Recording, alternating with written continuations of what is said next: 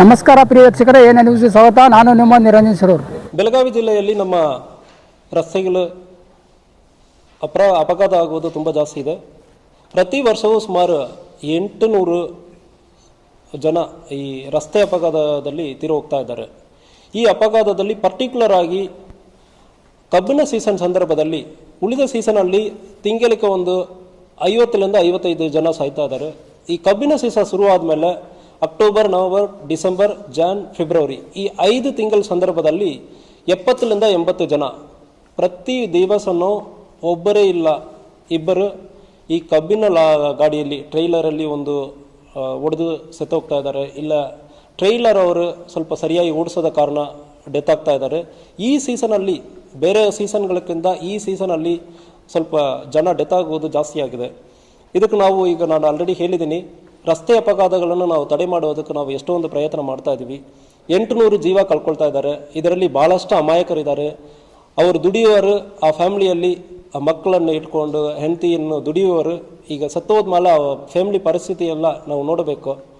ಅದಕ್ಕಾಗಿ ಈಗ ನಾವು ಒಂದು ಕಟ್ಟುನಿಟ್ಟಾಗಿ ಒಂದು ಕ್ರಮ ಕೈಗೊಳ್ಳುವುದಕ್ಕೆ ಪ್ರಯತ್ನ ಮಾಡ್ತಾ ಇದ್ದೀವಿ ಮತ್ತು ಆಫೀಸರ್ಗಳಿಗೆ ಸೂಚನೆ ಕೊಟ್ಟಿದ್ದೀವಿ.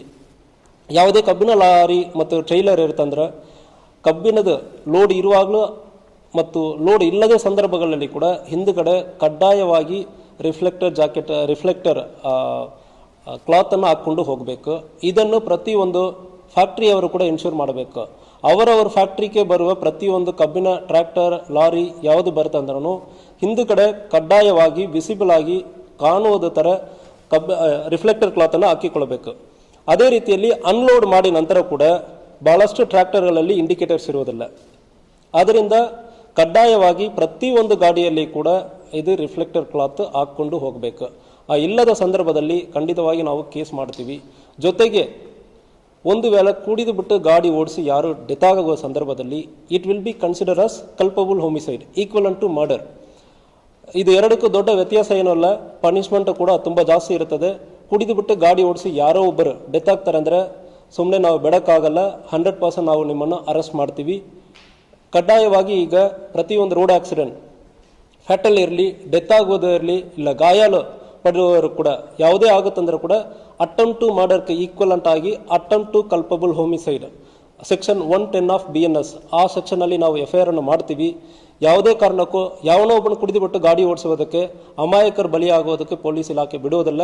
ಪ್ರತಿ ದಿವಸ ಇದು ಪರ್ಟಿಕ್ಯುಲರ್ಲಿ ನಾವು ನಮ್ಮ ಆಫೀಸರ್ಸ್ ಪ್ರತಿ ದಿವಸ 9 ಗಂಟೆ ಇವತ್ತು ಎಷ್ಟು ಅಪಘಾತ ಆಗಿದೆ, ಅದರಲ್ಲಿ ಎಷ್ಟು ಜನ ಕುಡಿದು ಓಡಿಸಿದಾರೋ ಅವರ ಮೇಲ್ಗಡೆ 110 ಕೆಳಗಡೆ FIR ಮಾಡಿ ಅರೆಸ್ಟ್ ಮಾಡೋಕ್ಕೆ ನಾನು ಪರ್ಟಿಕ್ಯುಲರ್ ಆಗಿ ನಾನು ಫಾಲೋಅಪ್ ಮಾಡ್ತಾ ಇದ್ದೀನಿ. ಸೊ ಯಾರು ಕೂಡ ಕುಡಿದುಬಿಟ್ಟು ಗಾಡಿ ಓಡಿಸಿರಂದ್ರೆ ಜೈಲಿಗೆ ಹೋಗೋದು ಕಂಪಲ್ಸರಿ. DD ಕೇಸ್ ಹಾಕಿ ಸುಮ್ಮನೆ ಬಿಡೋದು ಇಲ್ಲ. ಇದು equivalent to murder, attempt to murder ಅಂದರೆ ನಾವು ಟ್ರೀಟ್ ಮಾಡ್ತೀವಿ.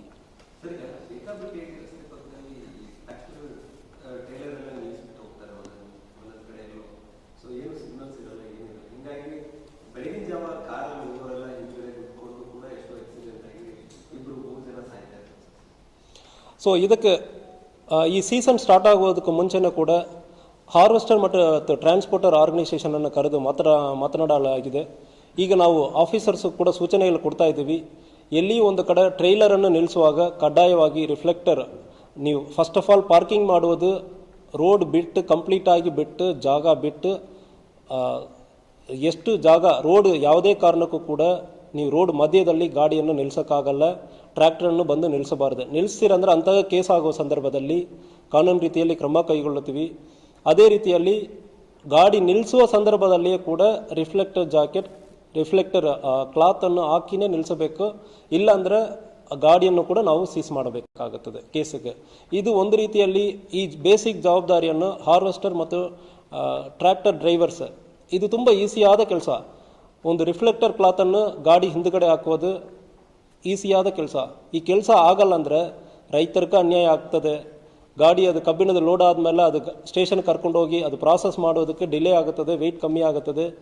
ದಯವಿಟ್ಟು ರೈತರು ಕೂಡ ಪ್ರತಿಯೊಂದು ನಿಮ್ಮ ಟ್ರ್ಯಾಕ್ಟರ್ ಡ್ರೈವರ್ಸ್ ಕಡೆ ಮಾತಾಡಿ ಕಡ್ಡಾಯವಾಗಿ ಅವರ ರಿಫ್ಲೆಕ್ಟರ್ ಕ್ಲಾತನ್ನು ಹಾಕ್ಕೊಂಡು ರೋಡ್ ಸೈಡಲ್ಲಿ ನಿಲ್ಲಿಸಬೇಕು. ರೋಡ್ ಅಡ್ಡ ಹಾಕಿ ಯಾವುದೇ ಕಾರಣಕ್ಕೆ ನಿಲ್ಲಿಸಬಾರ್ದಂತ ನೀವು ಕೂಡ ಪ್ರತಿಯೊಬ್ಬರು ಜವಾಬ್ದಾರಿ ತಗೊಳ್ಬೇಕು. ನಿಮ್ಮ ಏರಿಯಾನಲ್ಲಿ ಒಂದು ಕಬ್ಬು ಲೋಡ್ ಆಗುವ ಸಂದರ್ಭದಲ್ಲಿ ಯಾವುದೇ ಒಂದು ಜೀವ ಹೋಗೋದಕ್ಕೆ ನೀವು ಯಾವುದೇ ಅವಕಾಶ ಕೊಡಬಾರ್ದು ಅಂದರೆ ಹೇಳಿಕೊಳ್ತೀನಿ. ಸರ್ ನಿಮಗೆ